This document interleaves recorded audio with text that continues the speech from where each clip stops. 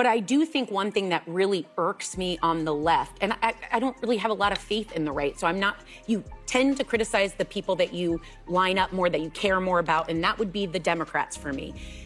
People lost trust in them because the voters were saying there was a concern. There were people across the board saying they had a concern. And the Democrats said, no, over here, look over here. They told the voters what to care about, and they did not listen when the voters said they cared. So these stories come out aren't about beating a dead horse. It's saying if they could have a fair conversation that we heard you, we saw it as they saw it, they'd be gaining some of the voters back to say, okay, we're not going to keep saying that. You agree with that? It began like any other morning on The View, steaming coffee in hand, the audience cheering, and the hosts poised for another round of spirited political debate. But beneath the surface of routine, something was brewing. No one could have predicted the storm about to crash into the studio.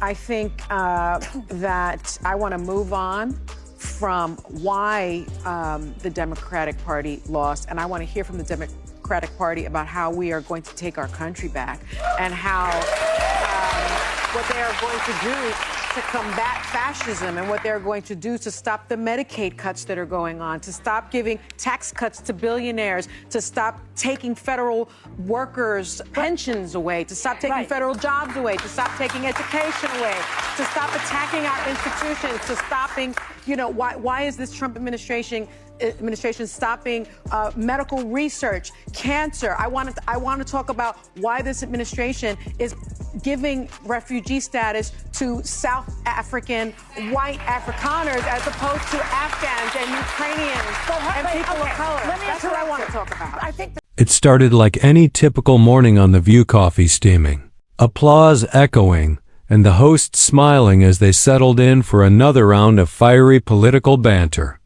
But behind the polished smiles and practiced greetings, something unexpected was brewing. No one in that studio, on stage or off, was ready for what was about to unfold. 77% of Americans in 2023 said Joe Biden was too old to run again. And they were told, sit down, shut up, he is the nominee. And then when it became untenable and he stepped aside, they anointed Kamala Harris. There was not a primary, there was not a Democratic process. And then when she lost, they said, don't look backward, we're moving forward, we're not even going to talk about why we didn't listen to you. We had Joe Biden here last week. It was an honor to have him. I think he is a good man. I do not think he could have been president for 4 more years. The hardest job on the planet. Can this guy be president? He was elected. I didn't vote for it. Real quickly, but he also, President Biden took responsibility at this table, which is something that I'm frustrated with the Democrats. He said, he did take this falls on me. And I said that was the clearest answer of what people needed to hear. Accusations flew, tempers flared, and the elephant in the room? No one was ignoring it anymore. But before we dive deeper, a quick reminder, don't forget to like this video and subscribe to the channel. Your support helps us grow and bring you even more gripping stories like this one. Now, back to the drama.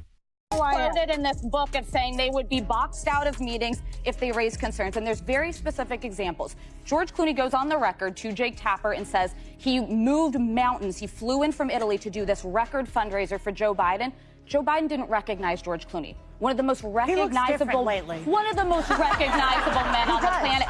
And now that's not a presidential duty. It's not the job. You don't have to recognize George Clooney. But does that give you confidence that in the middle of the night, if China's about to attack us, there's a breaking out in Iran, that he is the sharpest person to be able to handle that? Which administration texted plans to their brother? The Trump, but it's just like Joe Biden. No, but do we just keep lowering the bar because Trump is bad? Nothing else is bad because Trump is bad? But that can also be true. Yeah, but the ship has sailed. It's out in the ocean somewhere with Biden. We have Trump Get over it. No, we have Trump because you guys screwed this up. With all due respect. All right, but does it? You could see it unfold in real time. A line had been crossed, and instead of retreating, the co-hosts leaned in. This wasn't just a debate anymore. It was about secrets, cover-ups, and a rising fear that maybe, just maybe, the person sitting in the Oval Office isn't actually the one calling the shots. Alyssa Farah Griffin wasn't pulling punches.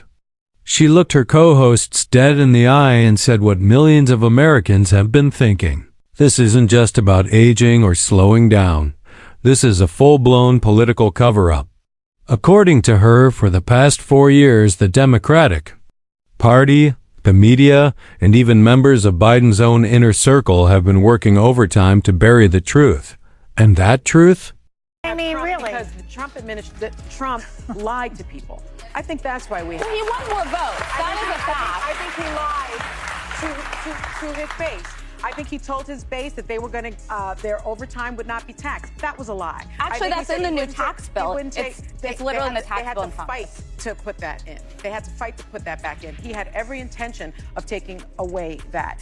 That's not true. He ran on no tax on tips, and it's in the tax bill. Yeah, but it wasn't in it originally. I also think that a lot of people are, and Swazi pointed it out that it wasn't in there. I think the other thing that people need to realize is that they were lied to. Federal workers that voted for him, farmers that voted for him, immigrants that voted for him, they were lied to. That is why we have Trump, not because and I'm going to give any other driving force. You could see it happening in real time. A line had been crossed, and instead of stepping back, the co-hosts leaned in. This wasn't about policy anymore. This was about secrets, cover-ups, and the unsettling possibility that the President of the United States was no longer the one in control. Elisa Farah Griffin wasn't speaking in hypotheticals. She came prepared with real stories, real examples. She talked about insider accounts, staffers being shut out of meetings simply for raising concerns. Then she dropped a name that made everyone pause: George Clooney. Yes, that George Clooney. According to Alyssa, he flew in from Italy for a Biden fundraiser, and the president didn't even recognize him. Now, sure, being able to identify celebrities isn't part of the job, but think about it. If the commander-in-chief can't place one of the most famous faces on Earth in a quiet, scripted setting, what happens during a 3 a.m. national emergency? A terror alert? A nuclear standoff? This isn't a slip-up, Alyssa said. It's terrifying. Because if the most powerful person in the world isn't fully aware of his surroundings, that's not just concerning, it's dangerous. And the most disturbing part? According to her, they all knew, every top Democrat, every major donor, everyone close to the inner circle. They knew, and they stayed silent. Then the conversation took a darker turn. Alyssa wasn't just angry about Biden's decline, she was furious about what came next. When his condition became too obvious to hide, the Democratic Party didn't hold a primary. They didn't open the field or give voters a real choice. They simply handed the nomination to Kamala Harris. No debate, no vote, no input from the people. And when Harris began losing public support, the message from the top was clear: don't look back, we're moving on. Pretend the past never happened. Alyssa and Sarah Hem weren't having it. They called it what it was: an insult to the voters. Because the truth was out there, it had been for a long time. Polls showed it. Kitchen table conversations echoed it. 77% of Americans believed Biden was too old to run again. That's not a fringe belief. That's a national consensus. And what did voters get in return? Silence, dismissal, lectures to sit down, shut up, and get in line. When Biden recently appeared on The View, Alyssa came in hoping for something real, and for a moment, it felt like she got it. He said, "This falls on me." A rare flash of accountability. But one sentence doesn't erase 4 years of gaslighting. One moment of honesty doesn't rebuild trust, especially not after being told, time and time again, that everything was fine, that concerns were exaggerated, that the American people were imagining things. This isn't leadership, Alyssa said. It's manipulation. But Sunny Hostin wasn't buying any of it. As Alyssa and Sarah demanded truth and accountability, Sunny deflected, pivoting to big-picture rhetoric. She talked about fighting fascism, saving Medicaid, protecting education. Important topics, yes, but they had nothing to do with what was being discussed. While her co-hosts were confronting the Democratic Party's failures head-on, Sunny seemed determined to change the subject. And then things got bizarre. Out of nowhere, she claimed the Biden administration prioritized white South African refugees over Afghans and Ukrainians. It was like she had entered an entirely different debate, one rooted in race and immigration, completely disconnected from the urgent conversation about Biden's mental fitness and transparency. The studio felt like it was about to crack. Alyssa and Sarah were pleading, "Let's be honest. Let's talk about what really happened." But Sunny? She wanted a clean slate. No reckoning, no hard questions. Just beat Trump, win the election, and erase the last 4 years from memory. But not this time. The rest of the panel wasn't letting that slide. And that's when it all broke. Sunny began calling for resistance, but not solutions. Not honesty, just vague slogans. Alyssa pressed her. Resistance to what, exactly? The Democrats didn't control the House.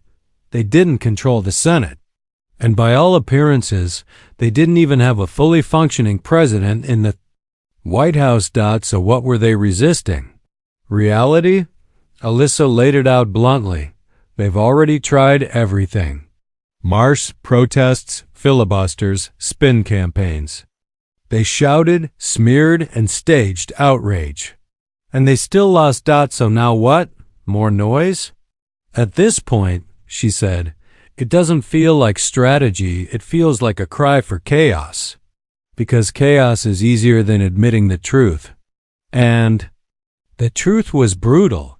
The Democratic Party had put the wrong man in office. And instead of owning it, of saying, we messed up, they turned on the voters. They called them ignorant, racist, problematic. It was easier than admitting they'd lied, ignored warning signs, and forced the country to play along while everything cracked beneath their feet. Then came the moment that froze the room. Alyssa turned to Sunny, looked her dead in the eye, and said what no one else on that panel dared to say out loud: Joe Biden is not mentally fit to be president. Silence. You could feel the weight of it hanging in the air like smoke after a fire. Alyssa wasn't speculating. She wasn't tossing out opinions. She backed it up with facts. She brought up that poll again. 77% of Americans believed Biden was too old to serve. Not just Republicans. Not just conservatives. Americans. Period. And what did the Democratic Party do with that information? They buried it. No debates, no primaries, no options. Just hand him the nomination and tell the rest of us to fall in line. And when it became impossible to defend, they tried to pass the torch to Kamala Harris again, with no vote, no voice from the people. Just a backroom decision. Then Sunny, unfazed, casually shrugged and said she didn't see a problem with it, as if bypassing democracy was no big deal. Alyssa was stunned. That's when she reminded everyone. Biden had just come on The View. She didn't vote for him, but she still hoped for a glimpse of honesty. And for one brief moment, it seemed possible. But it wasn't enough. One flicker of truth doesn't undo 4 years of lies. Then came the final bombshell. The Clooney story. Biden, at a major fundraiser packed with donors, cameras, and celebrities, didn't recognize George Clooney. Not an intern. Not a junior staffer. George Clooney, one of the most recognizable faces on earth. And no, being able to spot celebrities isn't in the Constitution. But this wasn't about fame. This was about cognition. About whether the president could process and react in real time. Because if you can't identify someone like Clooney at a calm, scripted event, what happens when chaos hits? Joy Behar tried to interrupt, falling back on the same old line. But Trump is worse. Not this time. Alyssa cut through the noise. This isn't about who's worse, she said. It's about whether the man in the Oval Office can do the job at all. This wasn't political drama. It was a national security risk. Joy's refusal to face it only made things more alarming. Because for some, protecting the party had become more important than protecting the truth. As the shouting faded, the truth sat heavy in the air, unavoidable and unspoken for too long. Alyssa and Sarah weren't just venting. They were exposing something deeper. This wasn't about Trump versus Biden. This was about how the Democratic Party mishandled the last 4 years, how they ignored concerns, dismissed warnings, and silenced voters who dared to question the narrative. They didn't lose support because of lies from the right. They lost it because they refused to listen. The American people saw it all: Biden stumbling through speeches, freezing on stage, drifting mid-sentence. Regular people saw it. The media refused to say it, and when those people asked questions, they were called crazy, disloyal, unpatriotic. It wasn't just tone deaf. It was gaslighting. And that, Alyssa and Sarah said, is why Donald Trump won.